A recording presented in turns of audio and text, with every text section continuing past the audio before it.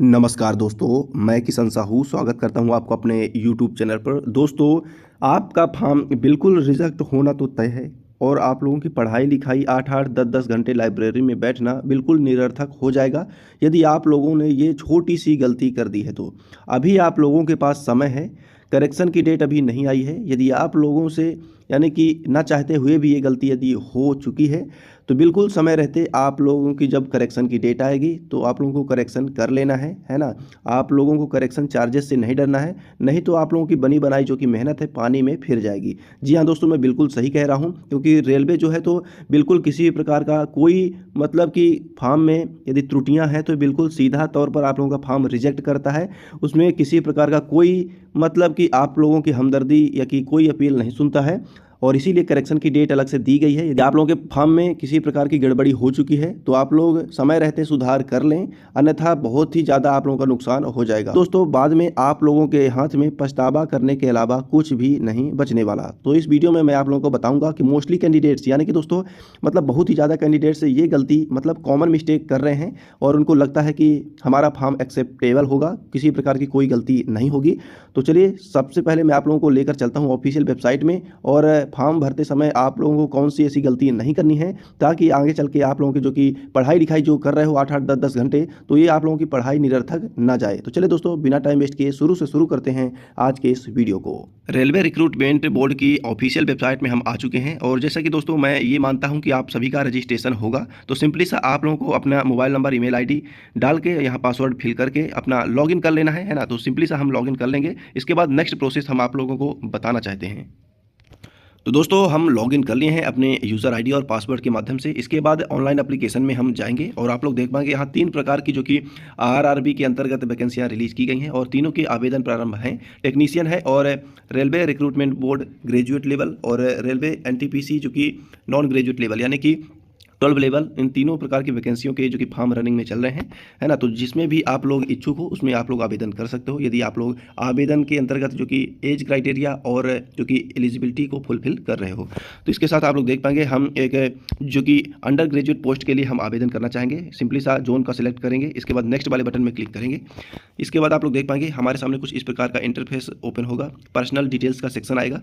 इसमें आप लोग देख पाएंगे जो कि कुछ जानकारी तो ऑलरेडी फिल रहेगी जो कि आप लोगों के रजिस्ट्रेशन से डायरेक्ट ले लिया जाएगा। इसके बाद यहाँ से आप लोगों को फॉर्म भरना होगा, जैसे कि मैरिटल स्टेटस, मैरिड हो या अनमैरिड हो। इसके बाद रिलीजन, आप हिंदू मुस्लिम जो भी हो उसमें आप लोगों को क्लिक करना होगा।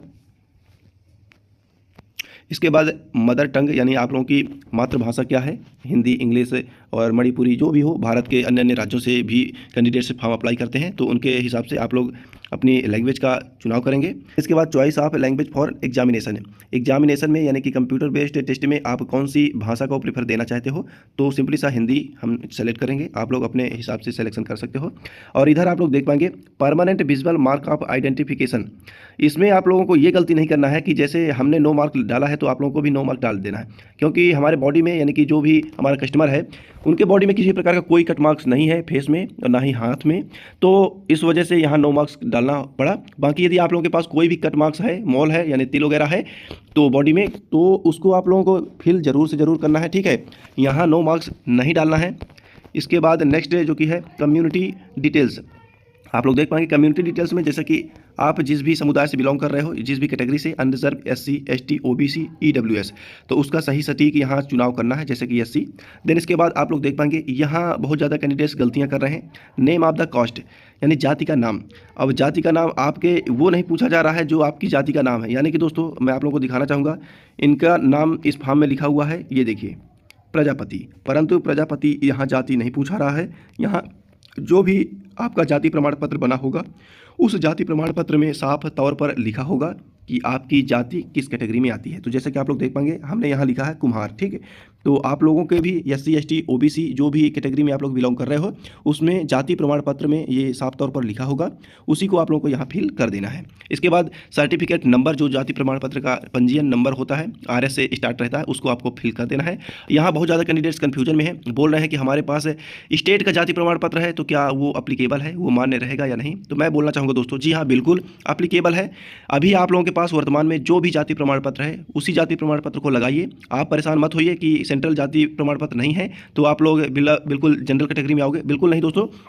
आपके पास जो भी जाति प्रमाण पत्र है वो एप्लीकेबल है ना, वो भी बिल्कुल एसडीएम और कलेक्टर के माध्यम से बनाया गया होता है, तो वो बिल्कुल जायज़ है। परंतु आप लोगों को ये बताना चाहूँगा, जब आप लोगों का एग्जाम क्वालिफाइड हो जाएगा, जब डॉक्यूमेंट वेरिफिकेशन होगा, तब जरूर आप लोगों को दिए गए आरआरबी यानी रेलवे रिक्रूटमेंट बोर्ड का जो भी ओबीसी एससी एसटी का जो भी जाति प्रमाण पत्र का फॉर्मेट दिया गया है, उस फॉर्मेट में आप लोगों को अपने तहसील स्तर से एसडीएम वगैरह से सील सिग्नेचर करवा के अपने जाति का जो कि मतलब जाति प्रमाण पत्र सेंट्रल लेवल का बनवा के लेकर जाना पड़ेगा, वो भी डॉक्यूमेंट वेरिफिकेशन के दौरान। अभी आप लोगों को कुछ नहीं करना, जो भी आप लोगों का जाति प्रमाण पत्र है स्टेट का, उसी को आप लोगों को यहाँ फिल डाउन कर देना है। इसके बाद आप लोगों को बताना चाहूँगा दोस्तों, बहुत ही इंपॉर्टेंट वीडियो दोस्तों, बहुत ही इंपॉर्टेंट, क्योंकि बहुत ज़्यादा कैंडिडेट्स गलतियाँ कर रहे हैं और फिर बाद में फॉर्म रिजेक्ट हो जाते हैं। क्योंकि दोस्तों मैं बताना चाहूँगा, जो पिछली बार रेलवे की ग्रुप डी की वैकेंसी आई थी, उसमें बहुत ज़्यादा मोस्टली कैंडिडेट्स के फॉर्म रिजेक्ट हुए थे, फोटो सिग्नेचर और भी कई रीजन्स की वजह से जो कि फॉर्म रिजेक्ट हुए थे।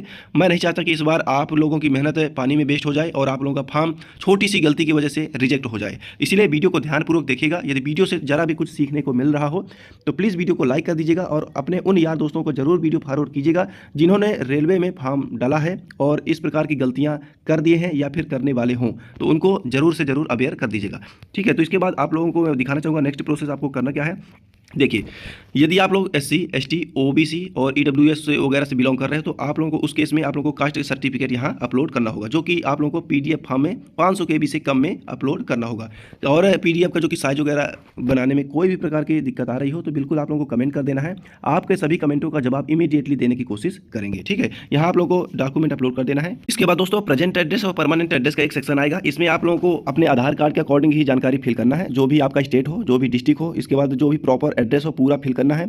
इसके बाद विलेज, टाउन, सिटी, इसके बाद पिन कोड डालना है। यदि आप लोगों का present address permanent address same है उस कंडीशन में आप लोगों को यहाँ चेक मार्क करना है, अदरवाइज यहाँ परमानेंट एड्रेस अलग कर सकते हो। ठीक है, इसके बाद आप लोगों को सेव एंड नेक्स्ट करके आगे बढ़ना है। अब यहाँ दोस्तों आप लोग देख पाएंगे कैटेगरी डिटेल्स में एक्स सर्विसमैन, तो मुझे नहीं लगता कि जितने भी वीडियो देख रहे हो वो एक्स सर्विसमैन वगैरह हो गए। यदि हो गए तो अपने अकॉर्डिंग आप लोग यहाँ चुनाव करिएगा, बाकी अगर नहीं हो तो नो रहने दीजिएगा, बाय डिफॉल्ट नो ही रहेगा, कोई दिक्कत नहीं है। इसके बाद person with bench mark disability, इसमें बहुत ज़्यादा कैंडिडेट्स कंफ्यूजन में रहते हैं, किसी किसी को पता नहीं रहता है, तो बताना चाहूँगा ये सिर्फ दिव्यांग भाई बहनों के लिए है। यदि आप लोग दिव्यांग हो तो ही आप लोग इधर यस करिएगा, अदरवाइज बाय डिफॉल्ट ये नो ही रहेगा। इसके बाद scribe details, do you need a scribe if your writing ability, यानी यदि आप लोग लिखने में, यदि आप लोगों के हाथ अपंग है यानी दिव्यांग कोटे में ही आते हो तो आप लोगों को लिखने के लिए किसी मतलब कंप्यूटर में माउस वगैरह चलाने के लिए किसी सहायक की आवश्यकता है, इस कंडीशन में आप लोग यस करिएगा, अदरवाइज नो रहने दीजिएगा। ठीक है दोस्तों, एक जो ऑप्शन है economically backward class EBC details, तो आप लोगों को ईबीसी को ओबीसी नहीं समझ लेना दोस्तों, ये ईबीसी ओबीसी अलग अलग है।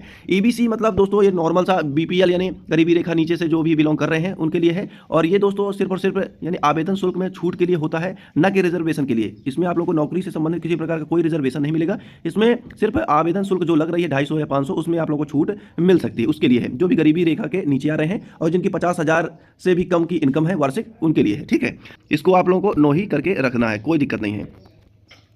इसके बाद दोस्तों नेक्स्ट ऑप्शन है are you an employee of Indian railway, यदि आप लोग एम्प्लॉय हो इंडियन रेलवे को तो उसको यस करना, अपनी सर्विस डिटेल वगैरह डालना, अदर नहीं हो तो आपको नो ही रखना है। इसके बाद दोस्तों आप लोग देख पाएंगे करंट एम्प्लॉय डिटेल, आप लोग वैसे भी बेरोजगार हो मुझे जहाँ तक पता है, तो इसीलिए आप लोगों को यहाँ छेड़खानी नहीं करना है, नॉट एप्लीकेबल ही रहने देना है। इसके बाद यहाँ आप लोगों को ध्यानपूर्वक अपना बैंक डिटेल डालना है। यदि आप लोग चाहते हो कि जो भी आप लोगों की 500 या कि 250 रुपया फीस लग रही है रेलवे के द्वारा, रेलवे में फॉर्म डालने के द्वारा, तो जनरल ओबीसी ईडब्ल्यूएस कैंडिडेट्स का 500 में से 400 रुपया रिफंड प्राप्त हो जाएगा। इसके बाद एससी एसटी और फीमेल कैंडिडेट्स की 250 रुपया लगेगा, तो 250 रुपया पूरा का पूरा प्राप्त हो जाएगा, जो भी आप लोग बैंक डिटेल अपनी डालोगे उसी में। तो दोस्तों यहाँ आप लोगों को बताना चाहूँगा बैंक डिटेल आप लोगों को अपनी ही डालना है, अपने बॉयफ्रेंड, अपने माता पिता, अपने भाई बहन, किसी की और नहीं डालना है। ठीक है, ये बहुत ज़्यादा कैंडिडेट्स गलती कर रहे हैं। और मैं आप लोगों को बताना चाहूँगा, एक कस्टमर कल हमारे पास आया और बोला कि हमारे पास तो कोई बैंक अकाउंट ही नहीं है, मतलब कि वो बंदा ग्रेजुएशन पोस्ट ग्रेजुएशन हो चुका है और उसका आज तक कोई बैंक अकाउंट ही नहीं खुला। मतलब कैसे, मतलब किस किस टाइप के इंसान होते हैं इस दुनिया में भी,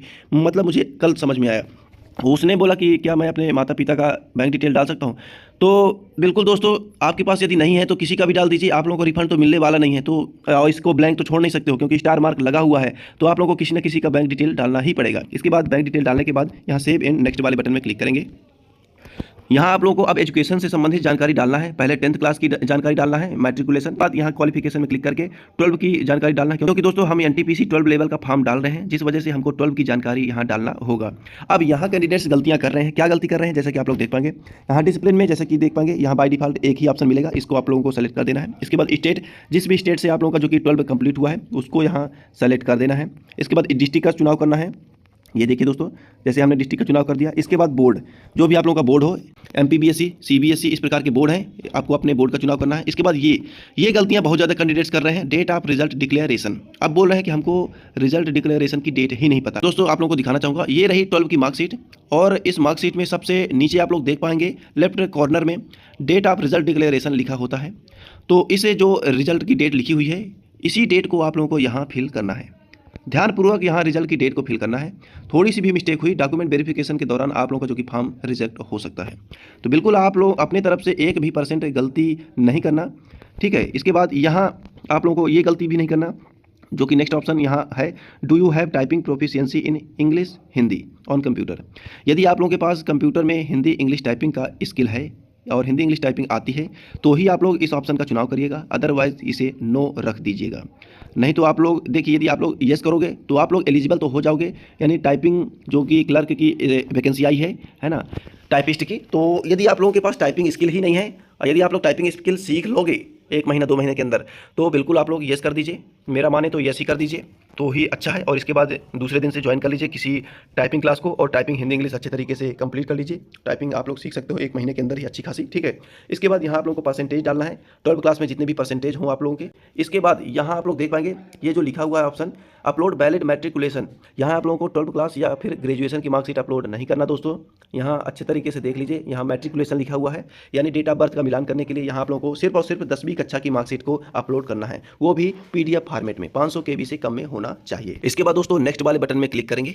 जैसे ही नेक्स्ट वाले बटन में हम क्लिक करेंगे, इसके बाद हमारे सामने एक सेक्शन खुलकर आएगा फोटो और सिग्नेचर का। ये देखिए दोस्तों, फोटो और सिग्नेचर में आप लोगों को बिल्कुल जो कि फोटो का बैकग्राउंड है क्लियर एंड क्रिस्प व्हाइट होना चाहिए, तभी आप लोगों के जो कि फोटो मतलब कि फॉर्म रिजेक्ट नहीं होगा फोटो और सिग्नेचर की वजह से, ये गारंटी है। फोटो का बैकग्राउंड एकदम से व्हाइट होना चाहिए। इसके बाद आप लोग देख पाएंगे जो कि डायमेंशन भी इधर दिया गया है, 320 पिक्सल हाइट होनी चाहिए, 240 पिक्सल विड्थ होनी चाहिए, यानी कि चौड़ाई होनी चाहिए। और इसकी जो कि मैक्सिमम जो कि साइज है 70 KB मिनिमम 30 KB होनी चाहिए फोटो की, और सेम सिग्नेचर में भी 30 KB मिनिमम और 70 KB मैक्सिमम होना चाहिए। इसके बाद दोस्तों फोटो और सिग्नेचर आप लोग देख पाएंगे यहाँ साफ तौर पर लिखा भी हुआ है रेड कलर में, any deviation in the uploaded signature other than the standard specifications mentioned above will lead to rejection at later stage after submission of application. तो यहाँ आप लोग ध्यानपूर्वक देख लीजिए, ये कोई मजाक नहीं दोस्तों, साफ तौर पर लिखा हुआ है दिए गए डायमेंशन के अकॉर्डिंग यदि आप लोगों का फोटो और सिग्नेचर नहीं रहेगा तो आप लोगों का फॉर्म सीधा रिजेक्ट कर दिया जाएगा। जी हाँ दोस्तों, बिल्कुल रिजेक्ट कर दिया जाएगा, यहाँ साफ तौर पर लिखा हुआ है, इसको आप लोग मजाक में मत लीजिए। इधर आप लोग देख पाएंगे इसमें भी लिखा हुआ है, फोटो में भी और सिग्नेचर में भी। इसके बाद अच्छे तरीके से फोटो सिग्नेचर को अपलोड करने के बाद यहाँ सेव एंड नेक्स्ट वाले बटन में क्लिक कर देना है।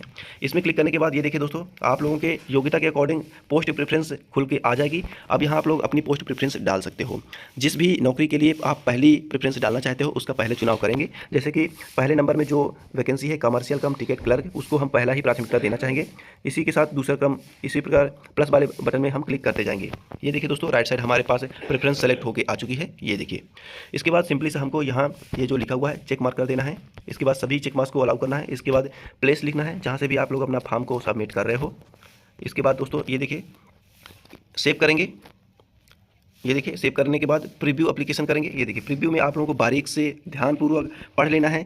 जो भी एक सिंगल मिस्टेक भी हो रही है आपके नाम में, पिता के नाम में, माता के नाम में, आपके मैरिड अनमैरिड, और जो कि जाति प्रमाण पत्र का नंबर, डेट, और जो भी सिंगल कहीं भी कोई दिक्कत आ रही हो तो इधर प्रीव्यू करते समय ध्यानपूर्वक देख लेना है। और जैसे ही आप लोग नीचे आएंगे तो आप लोगों के सामने एक ऑप्शन बना नजर आएगा एडिट का।